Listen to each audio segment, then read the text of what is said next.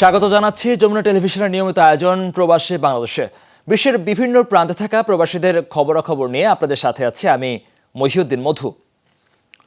ফাইনালে দক্ষিণ আফ্রিকাকে 7 রানে হারিয়ে আসরে অপরাজিত চ্যাম্পিয়ন হলো ভারত। তাদের দিয়ে 177 রানের জবাবে 169 রানে থামে প্রোটিয়াদের ইনিংস। বার্বাডোজে ব্যাট করতে নেমে দ্বিতীয় ওভারেই কেশব মহারাজের জোড়া শিকারে পরিণত হন রোহিত শর্মা ও ঋষভ পান্ত।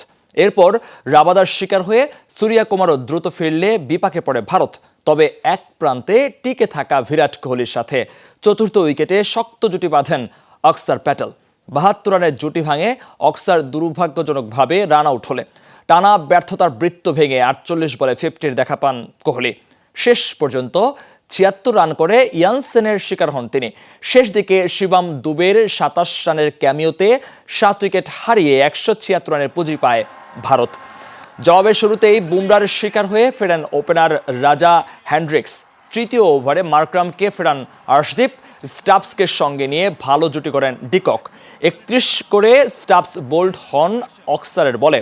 আর্শদীপের দ্বিতীয় শিকার হয়ে ডিকক ফেরেন 39 রান করে। এরপর দাপুটে হাফ সেঞ্চুরি করে দলকে এগিয়ে নেন হেনরিক লাসন। 27 বলে 52 রান করে শিকার হন হার্দিকের। ইয়ানসেনের বোল্ড করে ম্যাচ জমিয়ে তোলেন জাসপ্রীত বুমরা। শেষ ওভারে 16 রানের সমীকরণ মেলাতে পারেনি প্রোটিয়ারা। 7 রানে জয়ে নিজেদের দ্বিতীয় টি-20 বিশ্বকাপ জিতল ভারত। বিশ্বকাপ জিতে টি-20 ক্রিকেট থেকে অবসরের ঘোষণা দিলেন বিরাট কোহলি। ফাইনালে 76 রানের ইনিংসে দলকে শিরোপা জিতিয়েই এই ঘোষণা দিলেন তিনি। ফাইনালে হাফ সেঞ্চুরি তুলে নিয়ে কুমার সাঙ্গাকারা ও মার্লন স্যামুয়েলসের রেকর্ডে ভাগ বসালেন বিরাট। সেই সঙ্গে স্পর্শ করলেন বাবর আজমের 39 অর্ধশতকের রেকর্ডও।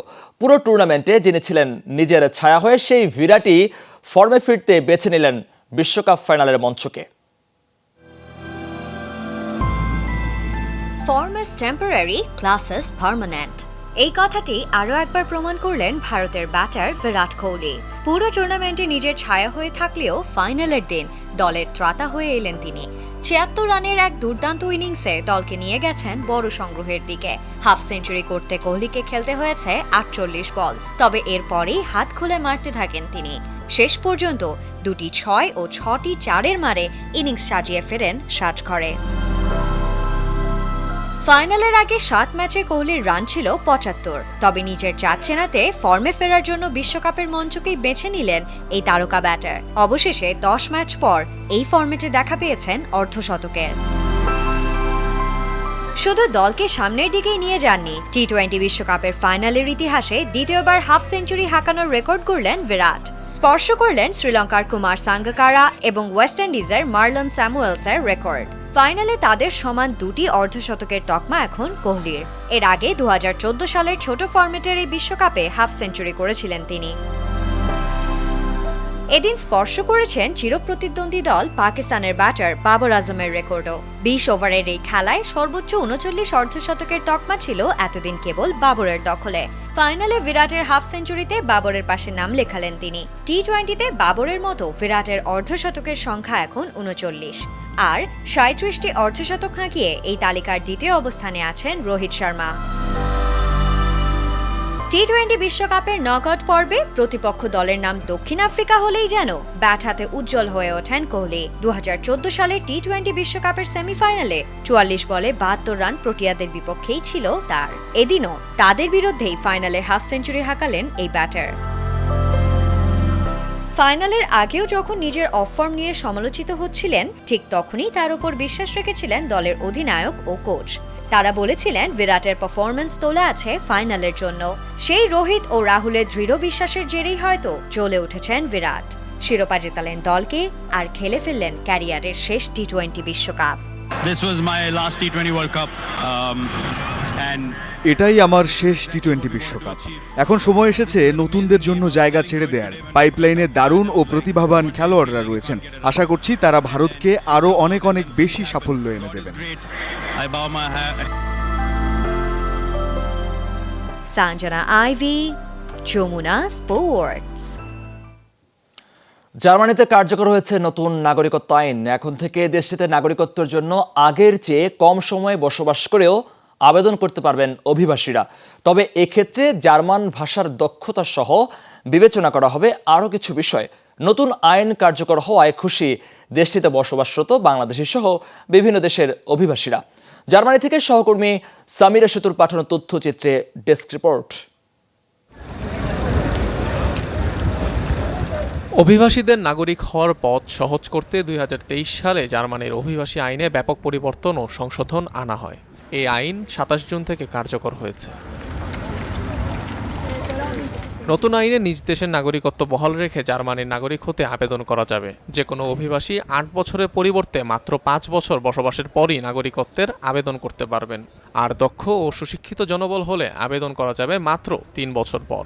সেক্ষেত্রে জার্মান সমাজে অন্তর্ভুক্তি, দেশটির মানুষ ও সংস্কৃতির প্রতি শ্রদ্ধা থাকা সহ জার্মান ভাষার দক্ষতাকে গুরুত্ব দেয়া হবে। এছাড়াও বৈধভাবে বসবাসরত অভিবাসী বাবা মায়ের জার্মানিতে জন্ম নেওয়া সন্তানরা শর্তহীন নাগরিকত্ব পাবে। জার্মানির যে নতুন আইন কার্যকর হতে যাইতেছে তাতে আমরা বাংলাদেশিরা বা বেসিক্যালি বাইরের যারা সবাই উপকৃত হতে যাইতেছি। আগে যেমন বাংলাদেশে জার্মান পাসপোর্ট নিতে হলে অনেক সমস্যার সম্মুখীন হতো, যেমন দ্বৈত নাগরিকত্ব সিস্টেম ছিল না, বাংলাদেশি পাসপোর্ট জমা দিয়ে জার্মান পাসপোর্ট নিতে হবে। এখন আর ওইটা নয়, এখন জার্মান পাসপোর্ট এবং বাংলাদেশি পাসপোর্ট দুটোটাই রাখতে পারবে। তবে দেশটিতে রাজনৈতিক আশ্রয় প্রার্থী, শরণার্থী, দণ্ডপ্রাপ্ত অপরাধী আর সরকারি সাহায্য নিয়ে জীবন ধারণ করছেন কিংবা সরকারকে কর দিচ্ছেন না এমন অভিবাসীরা নাগরিকত্বের জন্য বিবেচিত হবেন না। নতুন আইন কার্যকর হওয়ায় খুশি দেশটিতে বসবাসরত বাংলাদেশিরা। পার্মানেন্ট জব নেই, ভাষার সার্টিফিকেট নেই, অথবা ভাষা শিখেন নাই, অথবা জার্মান সংস্কৃতির সাথে নিজেকে মিশাইতে পারেন নাই বা নিজেরা মিশতে পারেন নাই, ঠিক এরকম যারা আছে তাদের ক্ষেত্রে আসলে জার্মান নাগরিকত্বের ব্যাপারটা একটু কঠিন হয়ে যাবে। স্বরাষ্ট্র মন্ত্রণালয়ের তথ্য অনুযায়ী বর্তমানে জার্মানিতে বসবাসকারী 1,20,00,000 মানুষ বা 14% জার্মান পাসপোর্ট নেই। এর মধ্যে 10 বছর বা তার বেশি সময় বসবাস করছেন এমন অভিবাসীর সংখ্যা 53 লাখ। অনিক রহমান, যমুনা নিউজ। বিশ্বকাপ জয়ের দীর্ঘ 13 বছরের আক্ষেপ ঘুচালো ভারত। সেই সাথে 17 বছর পর জিতল নিজেদের দ্বিতীয় টি-20 বিশ্বকাপ শিরোপা। অধিনায়ক হিসেবে প্রথমবারের মতো বিশ্বকাপ ট্রফি উঁচিয়ে ধরলেন রোহিত শর্মা। আর নিজের প্রথম টি-20 বিশ্বকাপ জিতে এই ফরম্যাট থেকে অবসরের ঘোষণা দিলেন বিরাট কোহলি। অবশেষে 13 বছরের দীর্ঘ অপেক্ষার অবসান। বিশ্বকাপ উঁচিয়ে ধরার আক্ষেপ ঘুচল ভারতের। দক্ষিণ আফ্রিকাকে চোকার্স বানিয়ে শিরোপা উৎসবে মাতল রোহিত শর্মার দল। এ নিয়ে গেল 1 বছরে 3টি বিশ্বকাপ ফাইনাল খেলল ভারত। টেস্ট ও ওয়ানডেতে চোখের জলে শিরোপা হাতছাড়া হলেও টি-20 বিশ্বমুকুট ঠিকই নিজেদের করে নিল দলটি। 2007 সালে এই উইন্ডিজের মাটিতে ওয়ানডে বিশ্বকাপে গ্রুপ পর্ব থেকে বিদায় নিয়েছিল সচিন, সৌরভ, দ্রাবিড়দের ভারত। এবার ক্যারিবিয়ান দ্বীপপুঞ্জেই নতুন ইতিহাস রচনা করল তাদেরই উত্তরসূরি রোহিত কোহলিরা। শিরোপা উঁচিয়ে ধরার আক্ষেপ মিটেছে অধিনায়ক রোহিত শর্মারও। গেল 2 বছরে ওয়ানডে, টেস্ট ও টি-20 4টি বিশ্ব আসরের ফাইনাল খেলে অবশেষে ট্রফি ছুঁয়ে দেখার আনন্দ ভারতীয় অধিনায়কের। অথচ টি-20 বিশ্বকাপের প্রথম আসরে শিরোপা জেতা ভারতের অপেক্ষা এতটা দীর্ঘায়িত হবে কে ভেবেছিল। 2007 সালে মহেন্দ্র সিং ধোনির নেতৃত্বে চ্যাম্পিয়ন হওয়ার পর 2011 ওয়ানডে বিশ্বকাপও জেতে ভারত। গেল 13 বছরে এটি সবচেয়ে বড় সাফল্য হয়েছিল দেশটির জন্য। 2013 সালে আইসিসি চ্যাম্পিয়ন্স ট্রফি জিতলেও বিশ্বকাপ শিরোপা অধরা হয়েছিল ম্যান ইন ব্লুদের জন্য। 2014 টি-20 বিশ্বকাপের ফাইনাল, 15 ও 19 ওয়ানডে বিশ্বকাপের সেমিফাইনাল আর 2022 টি-20 বিশ্বকাপের সেমিফাইনাল থেকে বিদায় নেয়ার পর গেল বছর ঘরের মাঠের ওয়ানডে বিশ্বকাপে রানার্স আপ। সব মিলিয়ে 13 বছরের আক্ষেপ ঘুচল 2024-এ এসে ক্যারিবিয়ান দ্বীপপুঞ্জে অপরাজিত চ্যাম্পিয়ন হয়ে। অবসরের ঘোষণা দেয়া বিরাট কোহলিও পেলেন টি-20 বিশ্বকাপ জয়ের স্বাদ। 59 বলে 76 রানের ফাইনাল সেরা ইনিংস দিয়ে ভারতকেও এনে দিলেন অধরা বিশ্বকাপ ট্রফি। মুজরাবিন তারেক, যমুনা স্পোর্টস। টি-20 বিশ্বকাপ চ্যাম্পিয়ন হওয়ায় পুরস্কার হিসেবে রোহিত শর্মার দল পেয়েছে 29 কোটি টাকা। চোকার্স খেতাব না ঘুচাতে পারা দক্ষিণ আফ্রিকার ঝুলিতে গেছে প্রায় 15.5 কোটি টাকা। এদিকে 76 রানের অনবদ্য ইনিংস খেলে প্লেয়ার অফ দ্য ফাইনাল হয়েছেন বিরাট কোহলি। আর পুরো টুর্নামেন্টে 15 উইকেট নিয়ে টুর্নামেন্ট সেরা নির্বাচিত হয়েছেন জাসপ্রীত বুমরাহ। দীর্ঘ 1 মাসের যাত্রা শেষে পর্দা নামল টি-20 বিশ্বকাপের। প্রথমবারের মতো ক্রিকেট বিশ্ব দেখল অপরাজিত চ্যাম্পিয়ন। ফাইনালের মহারণে দক্ষিণ আফ্রিকাকে 7 রানে হারিয়ে দ্বিতীয়বারের মতো ভারত পেল বিশ্বসেরার খেতাব।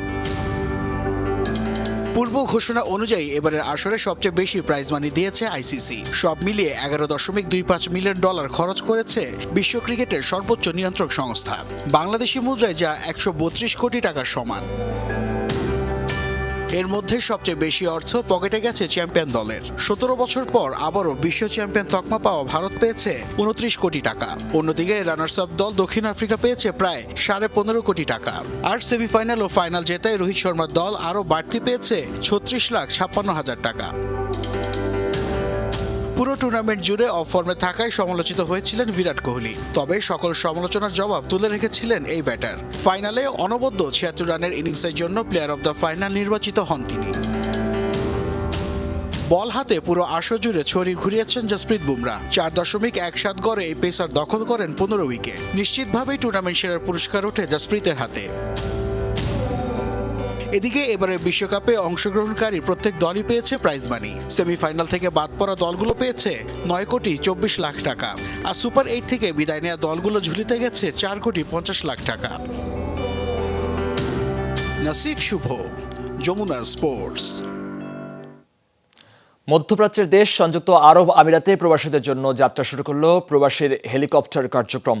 রোববার দেশটির বাণিজ্যিক রাজধানী দুবাইয়ের দেরায় SWT ট্রাভেলসের এই কার্যক্রম উদ্বোধন করেন চিত্রনায়ক ও প্রতিষ্ঠানের ব্র্যান্ড অ্যাম্বাসেডর জায়েদ খান। এ সময় আরও উপস্থিত ছিলেন সঙ্গীত শিল্পী প্রতীক হাসান ও প্রতিষ্ঠানের স্বত্বাধিকারী এবং চেয়ারম্যান সাফিউল্লাহ শামী। উদ্বোধনের সময় জায়েদ খান বলেন, প্রবাসীরা দেশে ফেরার পর দ্রুতই বাড়ি পৌঁছাতে চান, কিন্তু দেশের সীমিত আন্তর্জাতিক বিমানবন্দর থাকায় তা সম্ভব হচ্ছে না। এর আগে গত বছর জুনে ঢাকা থেকে যাত্রা শুরু করে প্রবাসীর হেলিকপ্টার প্রতিষ্ঠান।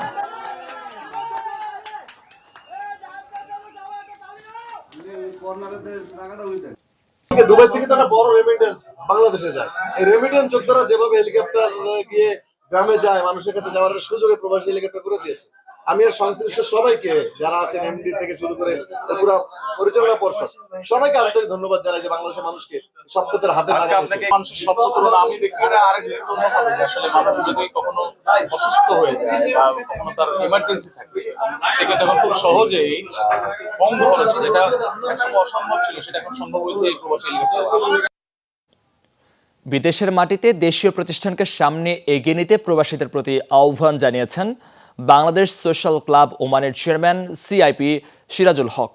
শুক্রবার রাজধানী মাস্কাটের একটি বাংলাদেশি ব্যবসায়ী প্রতিষ্ঠানের উদ্বোধনী অনুষ্ঠানে এমন মন্তব্য করেন তিনি। বলেন, ওমানে এসব প্রতিষ্ঠানের মাধ্যমে নতুন প্রবাসী উদ্যোক্তা তৈরি হচ্ছে, যাতে প্রতিনিয়তই সৃষ্টি হচ্ছে নতুন কর্মসংস্থানের, যা দেশের অর্থনীতিতেও ব্যাপক ভূমিকা রাখছে। মাস্কাটের মাবেলা সানারায় বিল্ডিং মেটেরিয়ালস বিক্রির প্রতিষ্ঠান আফতাবউদ্দিন ইন্টারন্যাশনাল ট্রেডিং এর উদ্বোধনী অনুষ্ঠানে প্রধান অতিথি হিসেবে উপস্থিত ছিলেন তিনি। এতে সভাপতিত্ব করেন প্রতিষ্ঠানের স্বত্বাধিকারী ও AIT গ্রুপ অফ কোম্পানির চেয়ারম্যান সিআইপি আফতাবউদ্দিন। এছাড়া অনুষ্ঠান পরিচালনা করেন ATC গ্রুপের চেয়ারম্যান আশরাফ উদ্দিন। এ সময় আরও উপস্থিত ছিলেন ওয়ার্ল্ড সিআইপি অ্যাসোসিয়েশনের সাধারণ সম্পাদক সিআইপি ইয়াসিন চৌধুরী, সিআইপি রেজল করিম, আজিমুল হক বাবুল, MN আমিন, শহীদুল ইসলাম ও আনোয়ার হোসেন সহ অন্যান্যরা। আমরা এখন মোবেলা সানাইয়াতে বিল্ডিং ম্যাটেরিয়ালসের শপ উদ্বোধন করতে যাচ্ছি। সবার কাছে সবার থেকে আমাদের দোয়া এবং সবাই আমাদেরকে বিজনেসে সহযোগিতা করবেন। আমাদের ব্যবসা আরো এগিয়ে যাবে এবং আমাদের বাংলাদেশে বেশি বেশি করে রেমিটেন্স যাবে। ব্যবসা প্রতিষ্ঠানের মাধ্যমে আমাদের বাংলাদেশের যে মানুষের এখানে কর্মসংস্থান সৃষ্টি হবে এবং বৈধ পথে রেমিটেন্স পাঠিয়ে দেশের অর্থনীতিতে গুরুত্বপূর্ণ অবদান রাখবে। আগামী সেপ্টেম্বর অনুষ্ঠিত হতে যাচ্ছে ইউরোপ বাংলাদেশ প্রেস ক্লাবের ফিনল্যান্ড সম্মেলন। এতে প্রস্তুতি কমিটির আহ্বায়ক হিসেবে নির্বাচিত হয়েছেন ফিনল্যান্ডের প্রবাসী সাংবাদিক মোহাম্মদ আবদুল্লাহ ইকবাল। বৃহস্পতিবার স্থানীয় সময়ে বিকেলে জুম মিটিংয়ে ইউরোপ বাংলাদেশ প্রেস ক্লাবের মাসিক সাধারণ সভা অনুষ্ঠিত হয়। এতে উপস্থিত সদস্যদের সম্মতিক্রমে আবদুল্লাহ ইকবাল সহ অন্যান্য আহ্বায়ক নির্বাচন করা হয়। আহ্বায়ক কমিটির অন্য সদস্যরা হলেন স্পেনের মিরন নাজমুল, ইতালির অ্যাডভোকেট আনিসুজ্জামান, জার্মানির হাবিবুল্লাহ বাহার, পর্তুগালের আনোয়ার এইচ খান ফাহিম সহ আরও 2 জন। এছাড়াও সাংগঠনিক নিয়ম অনুযায়ী সংগঠনের সভাপতি জমির হোসেন এবং সাধারণ সম্পাদক কবির আল মাহমুদ সমন্বয়ক হিসেবে এই কমিটিতে থাকবেন। যুক্তরাজ্যের ওল্ড হ্যামে বসবাসরত বাংলাদেশি ক্রিকেটারদের উদ্যোগে অনুষ্ঠিত হলো টি10 চ্যারিটি ক্রিকেট টুর্নামেন্ট। সিলেটের বন্যায় ক্ষতিগ্রস্তদের সাহায্যের উদ্দেশ্যে আয়োজন করা হয় এই টুর্নামেন্টটি। খেলার আয়োজন করা হয় ওল্ড হ্যাম ক্রিকেট গ্রাউন্ডে। এতে অংশগ্রহণ করে বাংলাদেশ ক্রিকেট লিগের 4 দল: Oldham King Riders, Chadderton cricket club, Oldham Rising Boys ও রচডেল ক্রিকেট ক্লাব। টুর্নামেন্ট আয়োজকদের মধ্যে উপস্থিত ছিলেন হাদিউর রহিম, আলী আহমদ, বদরুল আলম ও মোহাম্মদ রনি। খেলা শেষে বিজয়ীদের হাতে পুরস্কার তুলে দেন আগত অতিথিরা।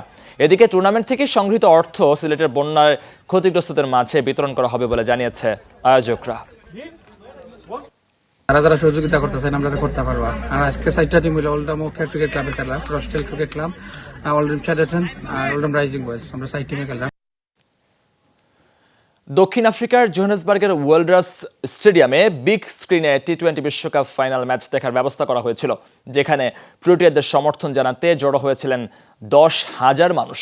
স্টেডিয়ামটিতে ফাইনাল উপভোগ করতে ভিড় জমান 1000-এর বেশি বাংলাদেশিও।